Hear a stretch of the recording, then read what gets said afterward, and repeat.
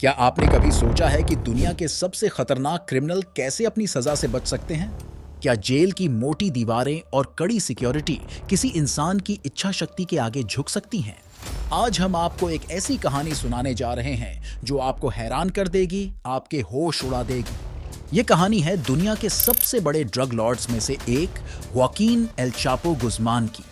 वो इंसान जिसने मेक्सिको की सबसे सुरक्षित जेल को अपनी चालाकी और हिम्मत से मात दी और सबको चकमा देकर गायब हो गया। लेकिन ये भागने की कहानी इतनी सीधी नहीं है। इसके पीछे है महीनों की प्लानिंग, एक शानदार प्लान और करप्शन का जाल। तो अगर आप जानना चाहते हैं कि एल चापो कैसे जेल की सलाखों को तोड़कर भागा, तो इस कहानी को आखिर तक जरूर देखें। साल था 2001। जोआकिन गुज़मान, जिसे दुनिया एल चापो के नाम से जानती है, पहले ही एक कुख्यात इंसान बन चुका था। सिनालोआ कार्टेल का नेता। उसने एक साम्राज्य खड़ा किया था, ड्रग्स, हिंसा और आतंक का। लेकिन 1993 में उसका भाग्य पलट गया। ग्वादालाखारा में एक असफल हत्या के प्रयास के बाद, जिसमें एक कार्डिनल की जान गई, गुज़मान को ग्वातेमाला में गिरफ्तार कर लिया गया और मेक्सिको को सौंप दिया गया। उसे ड्रग तस्करी, मर्डर और अन्य क्राइम्स के लिए 20 साल की सजा सुनाई गई और उसे एक हाई सिक्योरिटी वाली जेल में भेज दिया गया। ऐसा लगने लगा था कि दुनिया के सबसे खतरनाक इंसान का अंत अब यही होगा। लेकिन अगर आप ये समझना चाहते हैं कि एल चापो कैसे भाग निकला, तो आपको पहले उस इंसान को समझना होगा। गुज़मान सिर्फ एक ड्रग लॉर्ड नहीं था, वो एक स्ट्रैटेजिस्ट था, एक मास्टर मैनिपुलेटर और सबसे बढ़कर एक ऐसा इंसान जिसने हमेशा विश्वास किया कि पैसा सब कुछ खरीद सकता है। और उस समय के मेक्सिको में उसकी ये सोच गलत नहीं थी।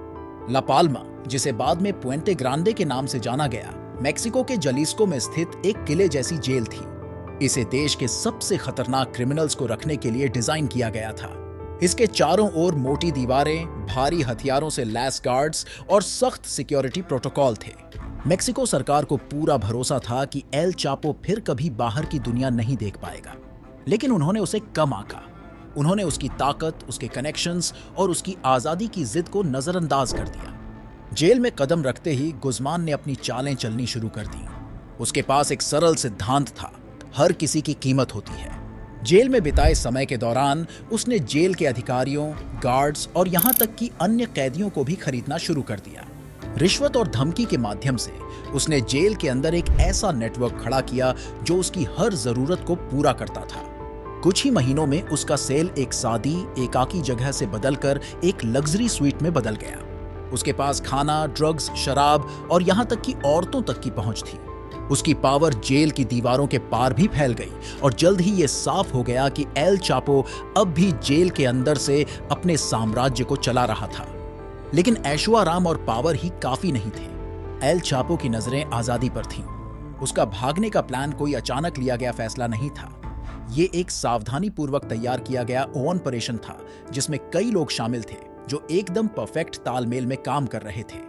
लेकिन सबसे अहम था प्लान की गोपनीयता बनाए रखना, क्योंकि इस काम में कोई भी छोटी सी गलती एल चापो के लिए भारी पड़ सकती थी।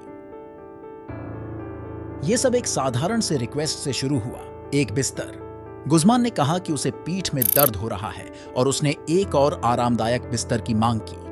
जेल के अधिकारी, जो पहले से ही उसकी जेब में थे, मान गए। लेकिन यह कोई साधारण बिस्तर नहीं था। इसके नीचे एक छोटा सा छेद छिपा था जो उसकी भागने की राह का शुरुआती पॉइंट बनने वाला था। इस छेद को बनाने का काम बेहद सावधानी से किया गया था ताकि किसी को शक न हो। जेल के अधिकारी, जो पहले से ही एल चापो के प्रभाव में थे, उन्होंने इस बात पर ध्यान नहीं दिया। वो बस ये मानते रहे कि वो सिर्फ अपनी सुविधा के लिए बिस्तर बदल रहा है। अब आया असली काम। गुज़मान के लोगों ने सुरंग खोदने का काम शुरू किया। सुरंग की लंबाई करीब 1 मील थी, जो जेल के बाथरूम से लेकर बाहर स्थित एक फार्म हाउस तक जाती थी। सुरंग खुदाई के दौरान कई चुनौतियां आईं। मिट्टी का संतुलन बनाए रखना, सुरंग को गुप्त रखना और सबसे बढ़कर समय पर काम पूरा करना। लेकिन एल चापो के आदमी प्रोफेशनल्स थे जो इस काम में माहिर थे। सुरंग में बिजली का इंतजाम किया गया ताकि वहां अंदर काम करते वक्त कोई दिक्कत न हो। साथ ही वेंटिलेशन सिस्टम भी लगाया गया ताकि सुरंग में ताजी हवा का प्रवाह बना रहे। सबसे दिलचस्प हिस्सा था सुरंग के अंदर एक मोटरसाइकिल का इंतजाम। ये मोटरसाइकिल रेलवे ट्रैक जैसे एक ट्रैक पर चलती थी, जिससे एल चापो के भागने की स्पीड तेज हो सके। ये मोटरसाइकिल ट्रैक किसी फिल्मी सीन से कम नहीं था, लेकिन ये गुज़मान की योजना का ही हिस्सा था। वो जानता था कि अगर उसे भागना है तो उसे तेजी से और बिना रुके निकलना होगा। सुरंग का काम कई महीनों तक चला और एल चापो के आदमी दिन रात एक करके इसे तैयार करने में जुटे रहे। सबसे कठिन काम था जेल के अंदर और बाहर की जानकारी को सुरंग खोदने वालों तक पहुंचाना। इसके लिए गुज़मान ने जेल के कुछ अधिकारियों और गार्ड्स को मोटी रकम दी ताकि वो उसकी हर जरूरत और जानकारी समय पर पहुंचा सके। इन अधिकारियों और गार्ड्स ने सुरंग की खुदाई को छिपाने में बड़ी भूमिका निभाई। उन्होंने हर बार सुरक्षा जांच को लेकर अपनी आंखें मूंद ली और एल चापो को भागने में मदद की।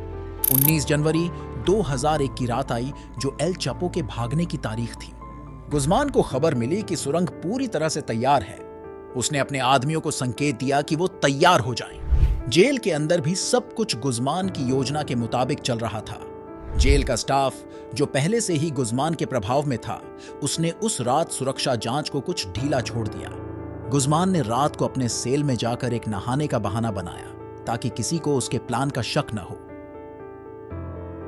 जैसे ही गुज़मान बाथरूम में गया, उसने बिस्तर को हटाया और सुरंग का दरवाजा खोल दिया। ये वो पल था जब उसे अपनी योजना को अमल में लाना था। सुरंग के अंदर घुसते ही गुज़मान ने मोटरसाइकिल स्टार्ट की और तेजी से सुरंग के दूसरी तरफ निकलने लगा। उसकी स्पीड इतनी तेज थी कि कुछ ही मिनटों में वो सुरंग के आखिर तक पहुंच गया। फार्म हाउस जो सुरंग के बाहर था, वहां उसके आदमियों ने उसे रिसीव किया। गुज़मान को निकलते ही फौरन एक सुरक्षित जगह ले जाया गया। वो अब पूरी तरह से आजाद था। जेल में तब तक किसी को भनक तक नहीं लगी कि गुज़मान भाग चुका है। सुबह जब गार्ड्स ने उसकी जांच की, तब उन्हें पता चला कि वो गायब है, लेकिन तब तक बहुत देर हो चुकी थी। जेल में हड़कंप मच गया। अधिकारियों ने तुरंत एक मैनहंट शुरू किया, लेकिन गुज़मान पहले ही बहुत दूर निकल चुका था। वो अब मेक्सिको के ग्रामीण इलाकों में अपने कार्टेल और पैसों की ताकत से छिप चुका था। उसकी ये भागने की योजना इतनी परफेक्ट थी कि पुलिस और सरकारी एजेंसियां उसे पकड़ने में पूरी तरह असफल रहीं। ये घटना सिर्फ गुज़मान की आजादी का प्रतीक नहीं थी, बल्कि मेक्सिको की न्याय व्यवस्था और करप्शन का भी एक कड़वा सच था। इस भागने की जांच में सामने आया कि जेल के अंदर और बाहर करप्शन का कितना गहरा जाल फैला हुआ था। कई अधिकारियों और गार्ड्स को गिरफ्तार किया गया, लेकिन गुज़मान तो अब भी आजाद था। उसने अपने इस भागने से न सिर्फ जेल को बल्कि पूरे सिस्टम को एक बड़ा झटका दिया। भागने के बाद कई सालों तक एल चापो एक भूत की तरह बना रहा, एक मिथक और डर की मूर्ति। उसका कार्टेल और भी ताकतवर हो गया और उसका प्रभाव दुनिया भर में फैल गया। वो ड्रग वॉर की व्यर्थता का प्रतीक बन गया, ये याद दिलाता हुआ कि जब तक पैसा कमाने का जरिया है, हिंसा और करप्शन का चक्र चलता रहेगा। ये 2014 तक नहीं था जब गुज़मान को फिर से पकड़ा गया, लेकिन तब भी दुनिया को पता था कि उसे गिनना एक गलती होगी। 2015 में उसकी दूसरी बार भागने की घटना फिर एक और सुरंग के माध्यम से एल चापो की अविश्वसनीय गाथा का एक और चैप्टर था। 2016 में उसे आखिरकार फिर से पकड़ा गया और 2017 में उसे संयुक्त राज्य अमेरिका में प्रत्यर्पित किया गया, जहां उसे उम्र कैद की सजा सुनाई गई। एल चापो की 2001 में जेल से भागने की कहानी सिर्फ एक क्रिमिनल की चतुराई की कहानी नहीं है।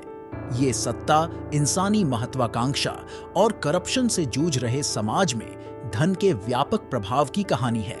ये एक ऐसी कहानी है जो जस्टिस की प्रकृति, इंस्टीट्यूशंस की ताकत और इंसानी बुद्धिमानी के अंधेरे पक्ष के बारे में सवाल उठाती है। लेकिन सबसे बढ़कर ये हमें ये याद दिलाती है कि कभी-कभी सबसे अविश्वसनीय कहानियां वही होती हैं जो सच होती हैं। ला पाल्मा से एल चापो का भागना सिर्फ एक भागना नहीं था। ये एक ऐसी घटना थी जिसने इतिहास की दिशा को बदल दिया, एक ऐसी विरासत छोड़ दी जो अब भी सत्ता के गलियारों में और उन लोगों के दिमाग में गूंजती है जिन्होंने इसे जिया था। हमारे साथ इस अद्भुत जेल से भागने की कहानी पर बने रहने के लिए धन्यवाद। अगली बार तक जिज्ञासु रहें, सतर्क रहें और याद रखें, कभी-कभी सच्चाई फिक्शन से भी अजीब होती है। ऐसी ही और वीडियोस देखने के लिए फैक्ट्स टीवी हिंदी चैनल को सब्सक्राइब करें।